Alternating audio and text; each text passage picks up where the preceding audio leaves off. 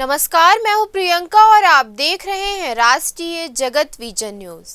राजस्थान के झालावाड़ जिले से एक बेहद दर्दनाक खबर सामने आई है। यहां मनोहर थाना क्षेत्र के पिपलौदी गांव में आज सुबह एक सरकारी स्कूल की छत ढह गई।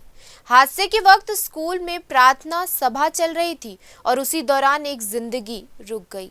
इस हादसे में 20 से ज्यादा बच्चे मलबे में दब गए। वहीं अब तक 5 मासूमों की मौत की पुष्टि हो चुकी है।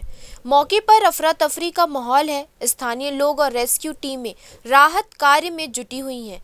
बता दी कि ये पूरी घटना झालावाड़ के पिपलौदी गांव के एक सरकारी स्कूल की है, जहां शुक्रवार सुबह स्कूल के बच्चों के लिए एक आम दिन था, लेकिन कुछ ही मिनटों में वो दिन मातम में बदल गया। सूचना मिलते ही पुलिस प्रशासन और रेस्क्यू टीमें मौके पर पहुंची। जेसीबी से मलबा हटाया जा रहा है। गांव के लोग भी खुद फावड़े लेकर बच्चों को बचाने में जुटे हैं।